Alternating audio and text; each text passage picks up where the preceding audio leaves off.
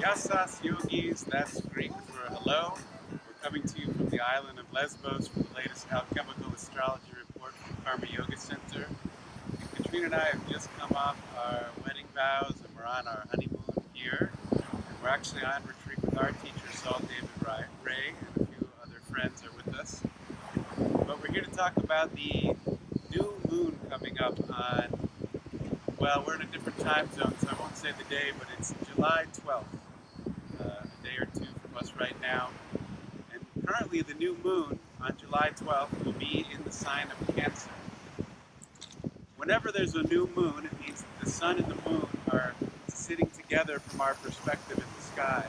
So at sunrise, the moon is right there, and at sunset, the moon is right there. So we never really see the moon, and we're in the dark moon phase right now, that juicy period of really getting into the energies, what this full moon means. Excuse me, new moon.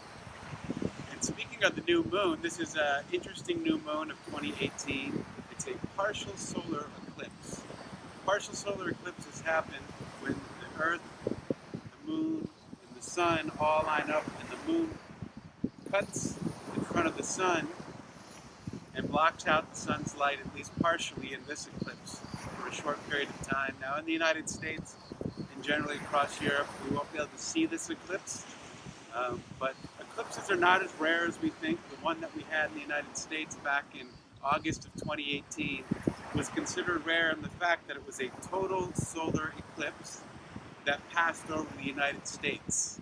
There'll actually be another one in 2024, but there are up to 3 to 9 eclipses a year, and they usually happen in groups of 2s or 3s, 2 weeks apart. So 2 weeks from this eclipse on the 27th of July will be a total lunar eclipse, which Katrina will talk to you about. But let's get into these energies a little bit more. What I really want to focus on is the Cancer energy. It's Cancer season right now, as in Cancer the crab, or the Tropic of Cancer, where the sun goes as far south as it goes past the equator, and on the solstice it stops on the Tropic of Cancer. The word tropic, I think, comes from the Greek language, and it means to turn. So at that point the sun turns and journeys back towards the equator, and then heads towards the Tropic of Capricorn. Those are the two markers on the planet that we refer to, and if somebody's in the tropics, they're between Cancer and Capricorn on the Earth's ley lines. What does this mean astrologically or energetically or more subtle bodily? Well, Cancer has to do with the family, with emotions, with your childhood, with karmas, with the ancestors, and all the stuff that has to do with the second chakra area of the body. Second chakra is creativity, it's water, and right here on the Aegean Sea. And so much energy is in this Aegean Sea. Before we came here, Katrina had a dream of both all the light energies that are here in Greece and also all the shadow dark energies that have ever existed here.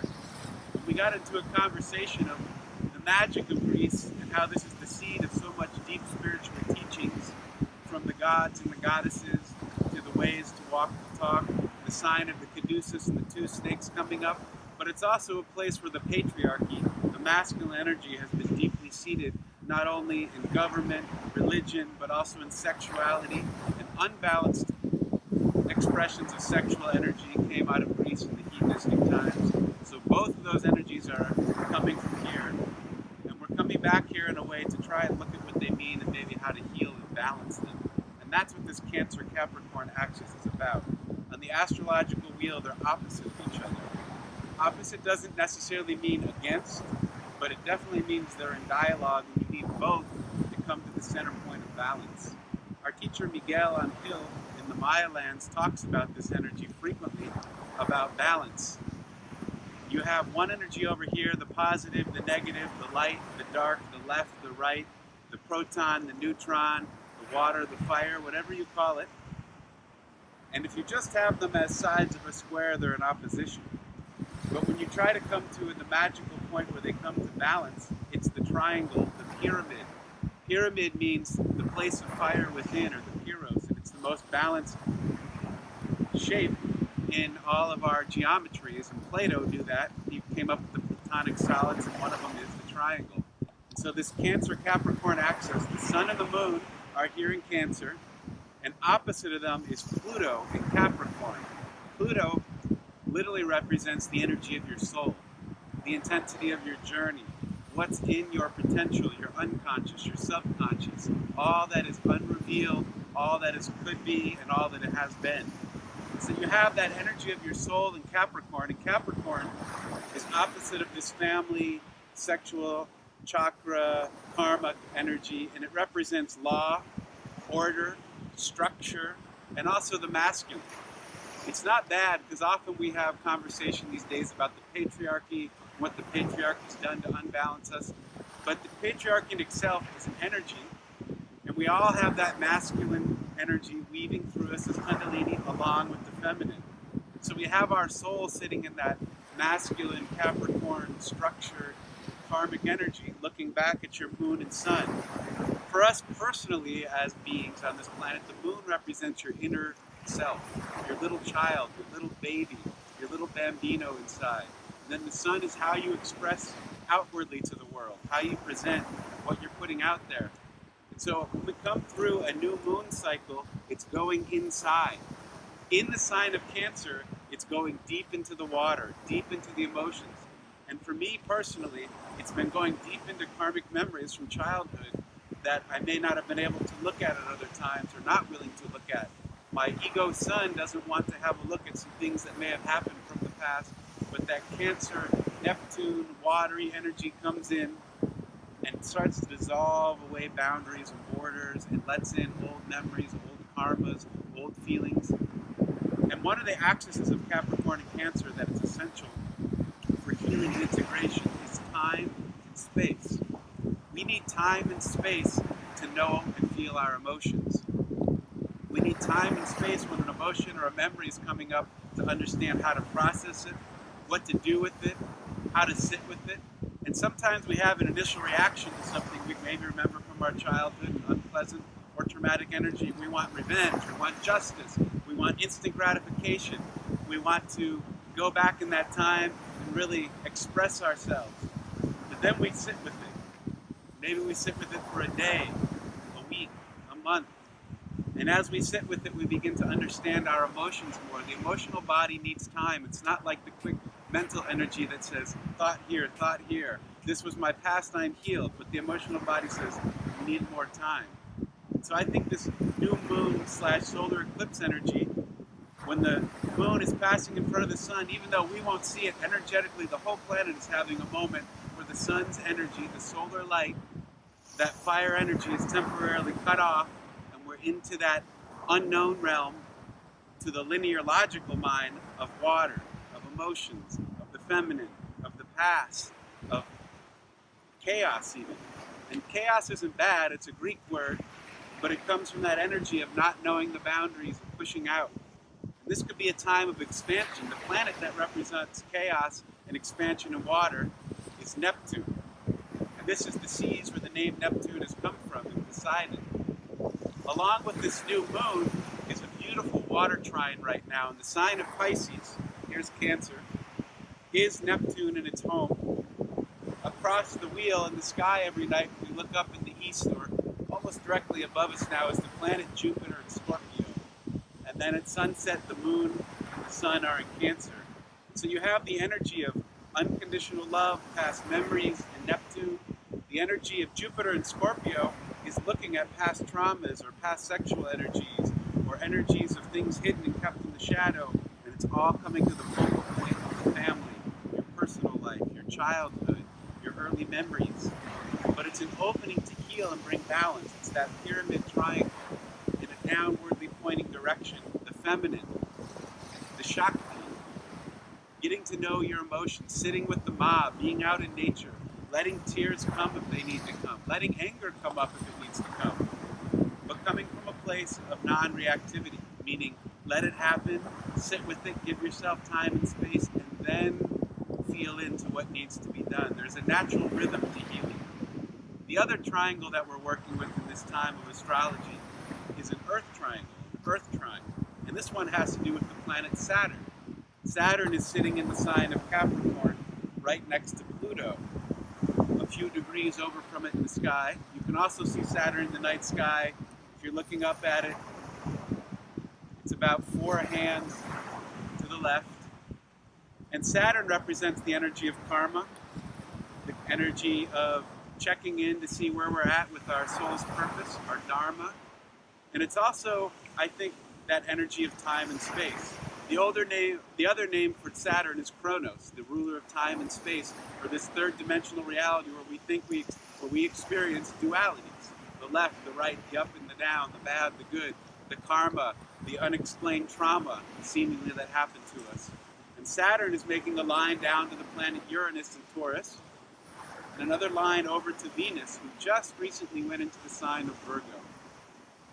Now Venus and Saturn and Uranus in these Earth trines brings that Earth energy up to ground down, to root in, to have roots. Part of our yoga retreat that we've been here is to be working on our core, our root. Capricorn and Earth energy and Virgo and Taurus all have to do with standing on your 2 feet or rooting down into the earth or putting your tailbone, your kundalini on the ma, getting the direct transmission. And so Venus in the sign of Virgo, Virgo has to do with health and healing and wise choices, or yoga. Yoga is the practice of discernment, coming into greater refinement of energies, refinement of emotions, refinement of your dharmic path. So Venus is the body, Venus is expressing the senses. You could also say it's Tantra. One of the things that we have been talking about here is the meaning of the word Tantra. It literally means to weave. It's the weaver. And Katrina and I got married at the temple of Athena in Delphi. And as we stood there doing our wedding vows and nuptials and we left the site, there was a giant spider right at the entrance of the temple. Athena is the energy of Tantra. She's the weaver. We have the white spider lady, or Minerva, or other forms of the sacred feminine, the muses, weaving. In all these ancient traditions, they talk about weaving. And Tantra is the practice of weaving together everything in your life to make it whole, or to bring it back to wholeness and beauty.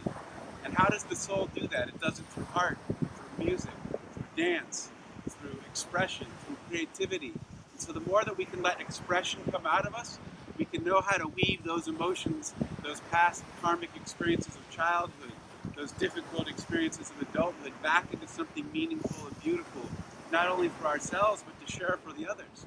You hear a beautiful poem and tears come to your eyes. That's that tantric process of weaving something together that was once painful into something that's light. And so with Venus, over here we have Uranus in the sign of Taurus. It's also the sign Uranus representing our nervous system. This is a time to heal the nervous system with water energy, with earth energy, with taking a swim in the ocean, with sitting down on the earth and meditating, taking a walk in the woods, letting your feet be on the earth, and just letting yourself be back in communion with Mother Nature, Mother Gaia. Gaia is the Greek word for the sacred feminine, for Mother Earth.